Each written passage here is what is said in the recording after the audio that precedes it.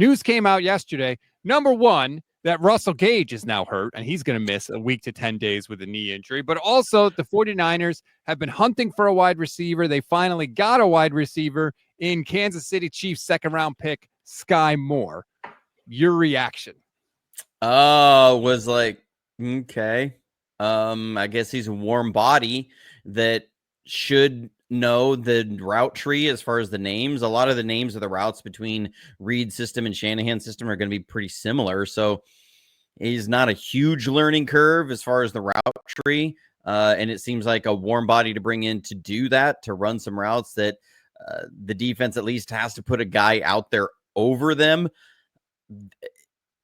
It's not like I'm sitting here going, okay, we got some big addition to the wide receiver room that's going to move the needle in any way. This is more like trying to keep your head above water is what it feels like. Yeah, this is literally, we need a body. I mean, you could argue now with the official news of the suspension for Demarcus Robinson that the Niners are down 7 wide receivers. 7. Brandon Ayuk, Juwan Jennings, Jordan Watkins. Malik Turner was supposed to be a warm body. He is now hurt. Russell Gage is now hurt.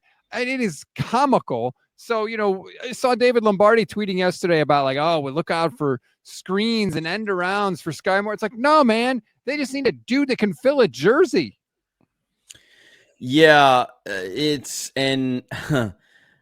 was something, I pulled up right before we came on air. I was just talking with Rob about this. I pulled up his film on NFL Pro just to see, because they have some great filters to search for things, and search Skyy Moore, and it gave me, he took 100 snaps all of last year. 100 snaps all of last year. And then I was looking for catches and targets, and I saw 3 targets. There was 2 in the Chargers game, 1 in the 49ers game, and one of those targets was Patrick Mahomes being flushed out of the pocket to the right and was a throwaway.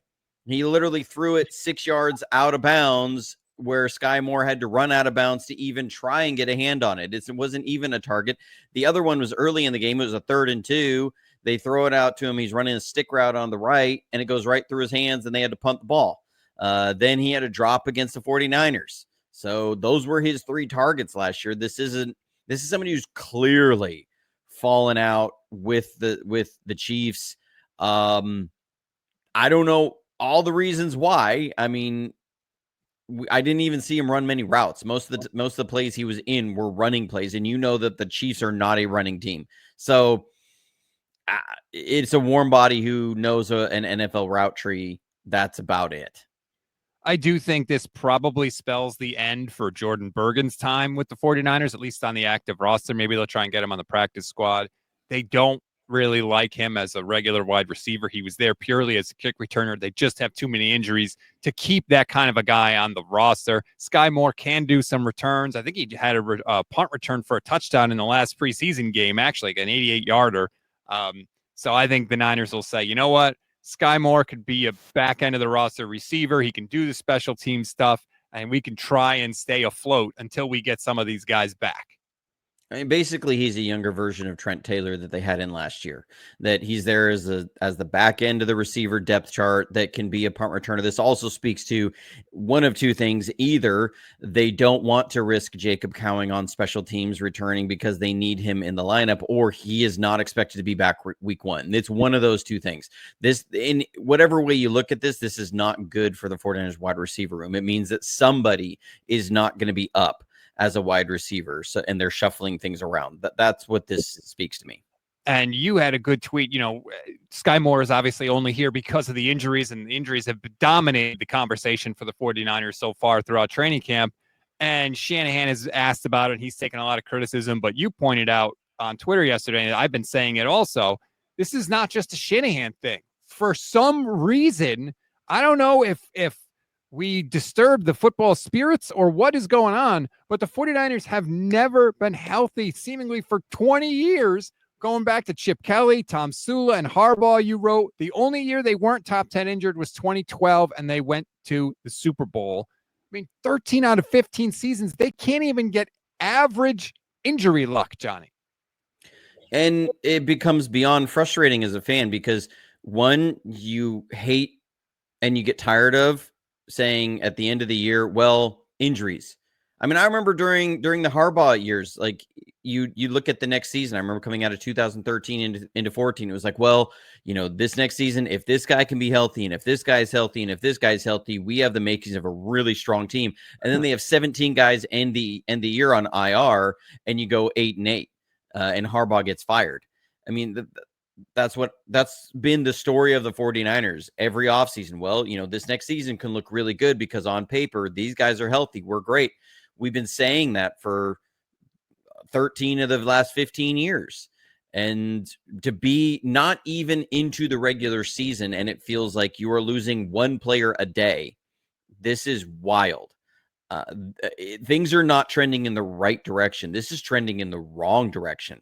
Something is wrong. And I don't know if it's just like an organizational issue. If there's an issue with the equipment in the training room, like that it's not a personnel in the training room issue. Is it an issue with the field? Is an issue with like something is wrong. There's something systemically wrong. You cannot just say it's luck or deep playoff runs. You don't see this with Baltimore. You don't see this with Buffalo. You don't see this with Kansas City, where it is this level of injuries. It's not just deep playoff runs. It's not just physical play. There's something else at play here. And I don't know what it is, but something has to change. I don't know how do you even figure that out? But like, it has taken a toll on this team for far too long. This year, it's obviously taken a toll already. They've had more than 20 different defensive linemen on the roster. We talked about the wide receivers. Every running back other than Christian McCaffrey is hurt. And that's not an exaggeration. Every running back over Christian McCaffrey has been hurt. It's wild. And we just wait. Like, I just sit and hold my breath. And I said it yesterday when the Jacob Cowing news came out, Johnny. They have not had a practice where everyone that starts the practice finishes the practice. I don't think they've had one this year. No, they haven't. This is considering that they're doing like 3 days on, 1 day off. They have not come out of a game, a practice, anything like on-field football activities. They have not had a player not get injured. And this even goes back to OTAs. There was guys getting hurt every day in OTAs. When you do any day that you go out on a field and do something football related and somebody's going to get hurt, something is wrong. Like this is not luck. There's something, and I don't think it's just practicing too hard. I don't think that's the issue. There's something else. There's something. I know we've all talked about their warmups, and different players come out and said we warmed up more than any other time when I've been in San Francisco. So I don't know what it is, but something is wrong in the way that they're going about football. It's just this cannot be just normal. Bo Adams said, I got injured just watching the game. I mean, it's at that point now. We're next, Johnny. We're going to be going on the injured list. We're going to strain a rib or something. I don't know.